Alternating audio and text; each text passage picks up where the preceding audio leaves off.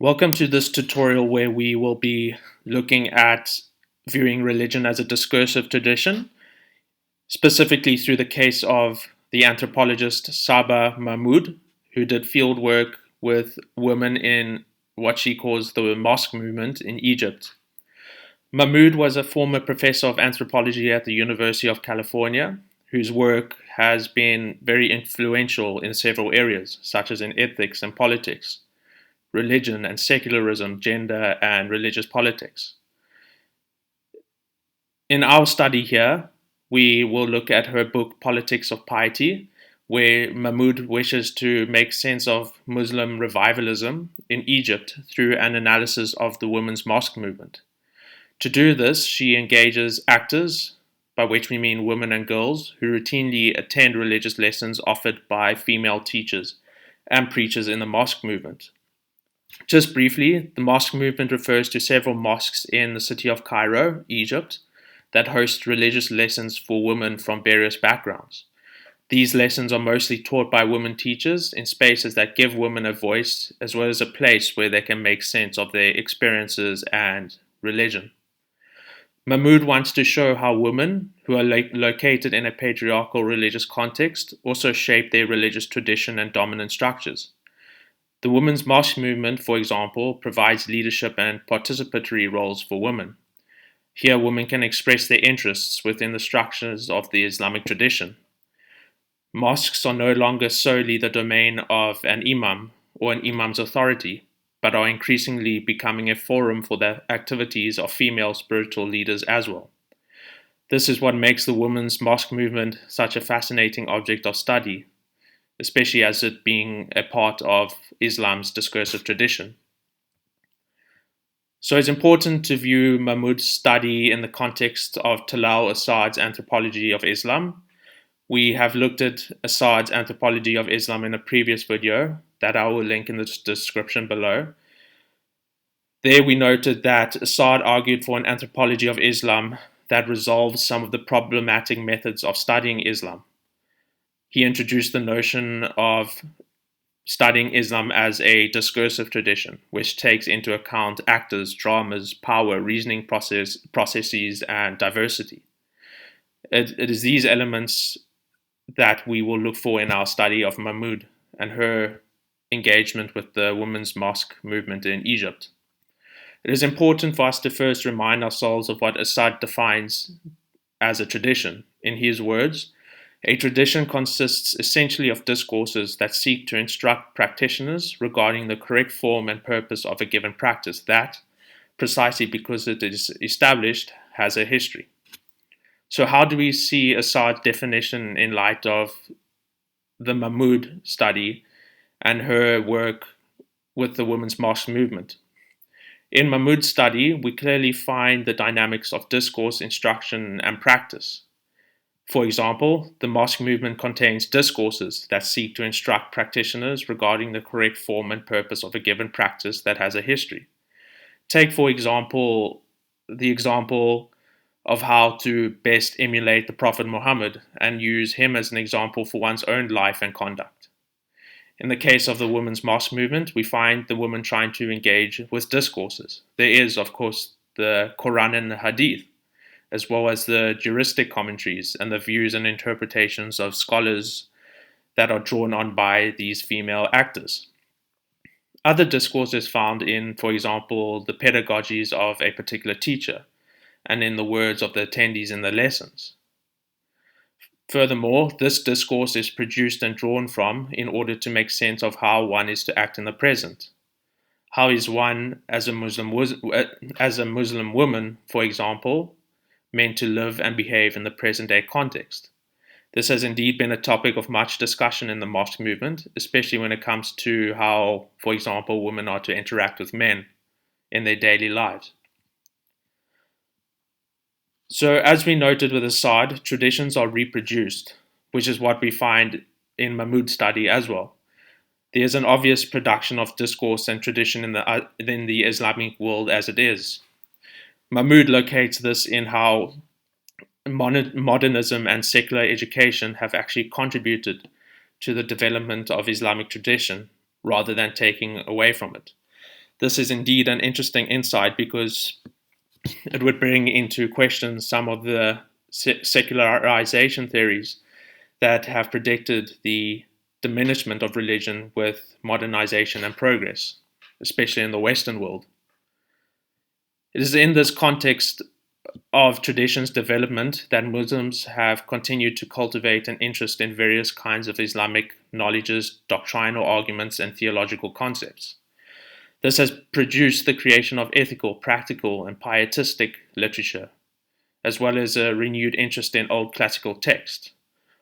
There is discourse in the form of booklets, pamphlets, manuals, devotional stories, sermons, and tape recordings, all of which engage with scholarly perspectives and communicate content to ordinary Muslims. This discourse is available to everyone, including the uneducated, and is not limited to scholars or the educated alone. It is through discourse and the engagement with discourse by the actors that a tradition is reproduced. Speaking of the mosque movement, Mahmood explains that they, by which he means the women, tend to engage with a fairly consistent set of materials, protocols of debate, and reasoning. This is, in Mahmood's words, an integral part of what currently constitutes the discursive field of Islamic dawah. It is within this context of discourse and production that we find the women's mosque movement very relevant. This movement engages with practical concerns of daily life, such as what constitutes virtuous and pietistic behavior, especially for women. It is first and foremost about informing daily conduct than about acquiring knowledge about abstract theological concepts. Important to the women members is a knowledge of Islamic jurisprudence. This refers to the collection of rules and regulations governing the performance of religious rituals and observances. These are discussed during the lessons hosted in the mosque movement, especially the different views of the four major schools of Islamic jurisprudence. There is discourse, such as booklets, that condense complicated juristic commentaries on religious performance and observance into easy to understand rules. How might this engagement look? How might this engagement with the discourse look?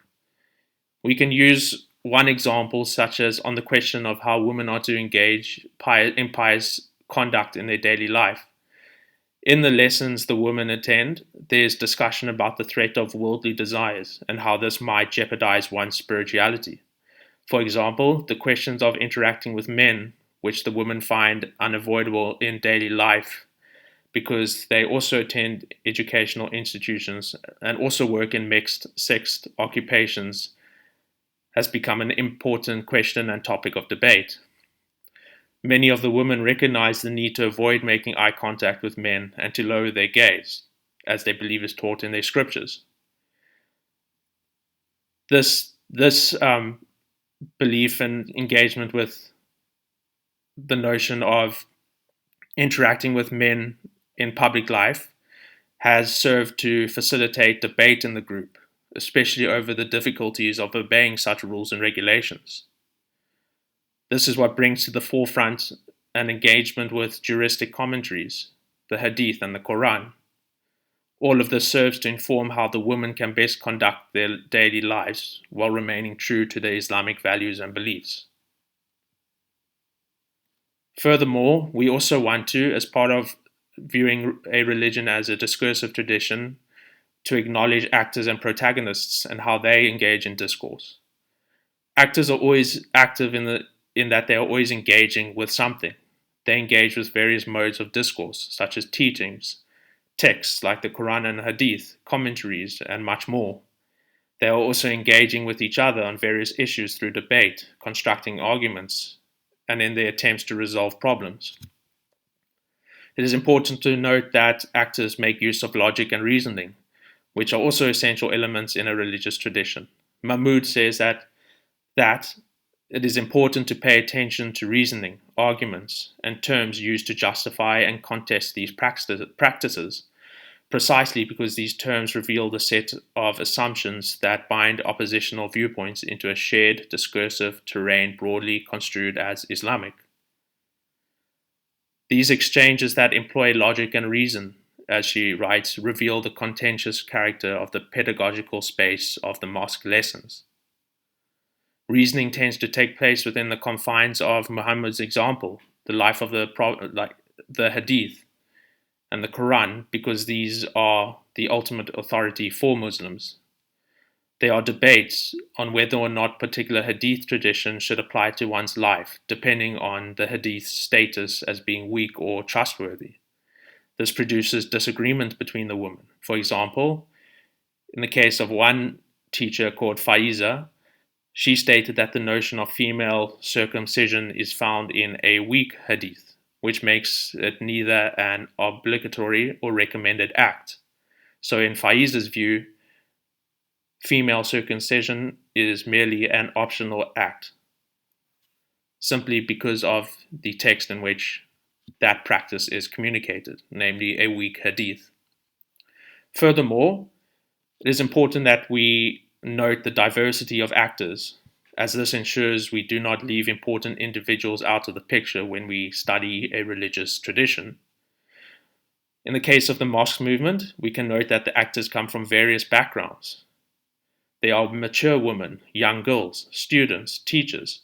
They are members from wealthy and poor backgrounds, working class citizens, imams, sheikhs, and Islamic scholars, and more. Each of these actors have an important role, and they are all active in the discourse that is produced and drawn upon. One might wish to add that we should also consider scholars who are not directly a part of the Islamic tradition, but yet interpret Islamic dramas and actors. Here we find relevant feminist scholars and anthropologists who are interested, especially in the case of how female Muslims in Egypt conduct their daily lives. These scholars note how there is a system of inequality between the sexes, especially in light of the certain interpretations of authoritative Islamic sources that have led to women's subordination. These scholars also note that how certain conditions have given an authority to men to control women, such as giving them control over their sexuality. A feminist scholar will be interested in how these women abide by strict protocols of sex segregation while at the same time meet the demands of an active public life. Finally, it's also important that we take into consideration power, as this is also important when studying a religious tradition. There are several power dynamics involved in Mahmood's study, but I will note one of them in the form of a controversial aspect to Faiza's practice in the mosque movement. We find that Faiza leads women's collective prayers in the mosques, which she is fully allowed and permitted to do. But she appears to push at the boundaries of what is acceptable by still leading the prayers when there is a male imam available to lead the prayers.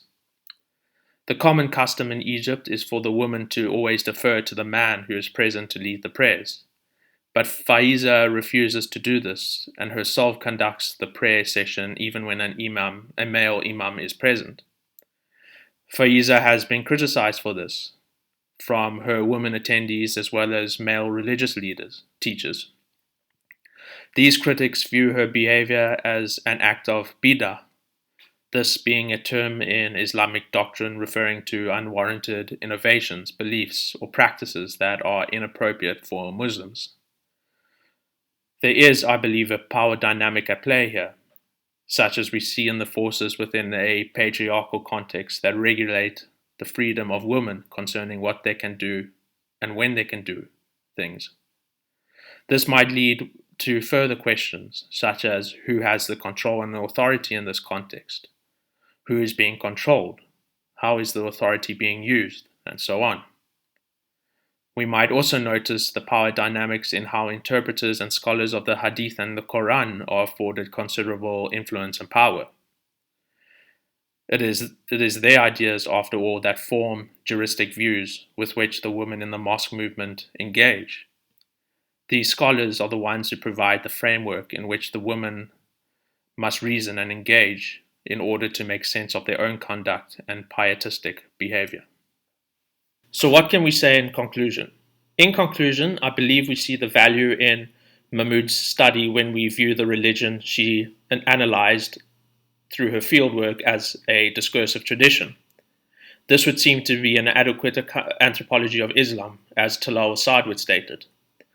As an analysis of Islam as a discursive tradition, Mahmood's study allows for us to take into account various important factors for analysis. We noted, for example, how the primary actors and protagonists in this story, namely the Muslim women who are part of the mosque movement, contributed to the production of tradition through their engagement with Islamic materials.